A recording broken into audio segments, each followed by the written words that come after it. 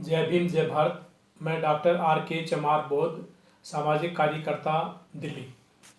मैं मूल निवासी बहुजन समाज के लोगों को याद दिलाना चाहता हूं कि कल 9 अप्रैल है और 9 अप्रैल को सम्राट अशोक की जयंती है। चक्रवर्ती सम्राट अशोक भारत के अंदर सबसे प्रसिद्ध राजा हुए हैं। वे बड़े दयालु और बुद्धिस्ट राजा थे। उनके शासनकाल में बौद्ध धर्म अच्छी चरम सीमा पर फैला था और भारत ने बहुत उन्नति की थी।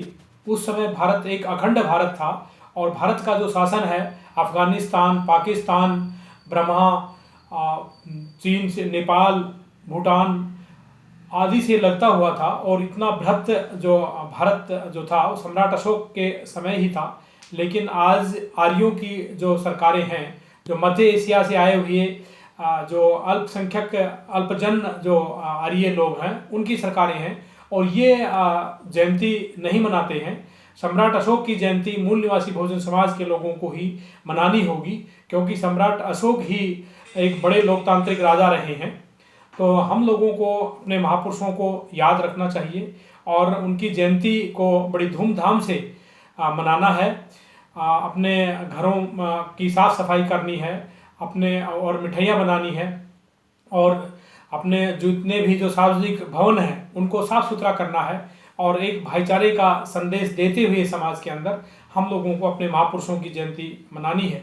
सम्राट अशोक का जो लौट है, जो एम्बलम है, अशोका का जो एम्बलम है जिसके अंदर जो शेरों के निशान, बैल के निशान हैं, वो एम्बलम हमें अपने वाहनों पर लगाना है और उसका प्रचार ज़्यादा से ज़्यादा करना है। जो हिंदूवादी, मनुवादी, जो आर्य विदेशी लोग हैं, ये लोग भारत के अंदर जो भारत की जो बौद्धिक जो जड़ें हैं और जो कल्याणकारी और बड़े महान जो राजा हुए हैं उनकी जयंती को नहीं मनाना चाहती है।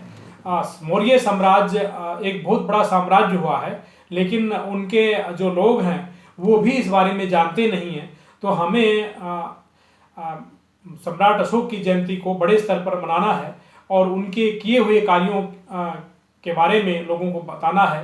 तभी जाकर के यहाँ पर जो चंद मनुवादी जो लोग आज लोकतंत्र की हत्या की हुई हैं और वोटों की जो चोरियां कर रहे हैं, आधार कार्ड को वोट से नहीं जोड़ना चाहते हैं और आज भी भारत के प्रत्येक नागरिक को ये उस मतदान में हिस्सा नहीं लेने देना चाहते हैं। ये लोग बैलेट से चुनाव नहीं कराना चाहते हैं। ये आज जो लोग सम्राट अशोक के प्रदेश से आज मेट्रो में गए हैं, महानगरों में गए हैं, उन लोगों का वोट का हक नहीं देना चाहते हैं और इसीलिए ये आधार कार्ड को वोट से नहीं जोड़ना चाहते हैं। जबकि आधार कार्ड हर चीज़ से जुड़ गया है, चाहे दफ्तर की हाजिरी हो, बच्चों का एडमिशन हो, चाहे एयरपोर्ट पे आपको जाना हो, आपको रेलवे का टिकट बनवाना हो, बैंक में जाना हो, पैन कार्ड को देखना हो, हर चीज़ आज आधार कार्ड से जुड़ गई है। लेकिन जो ये जो गैर लोकतांत्रिक जो लोग हैं ये आपके आधार कार्ड को वोट से नहीं जोड़ना चाहते, क्योंकि ये भारत के लोगों को मतदान में शामिल नहीं होने देना चाहते हैं। और ये अभी ताज़ा उदाहरण है कि भारत के उत्तरी भारत में 5 राज्यों के जब चुनाव हुए हैं तो वहाँ पर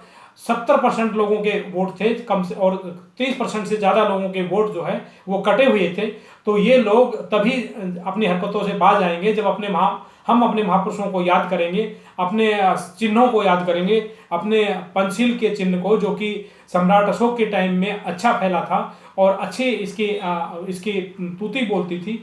और उन्होंने अपने बेटे को, अपनी बेटी को, अपनी बेटी संघमित्रा को और अपने बेटे को उन्होंने श्रीलंका भेजा और दूसरे कंट्री में भेजा। तो इसी तरह से हमको भी बौद्ध धर्म का बड़े स्तर पर प्रचार करना है, भारत के लोकतंत्र को बचाना है और अपने महापुरुषों को याद करना है।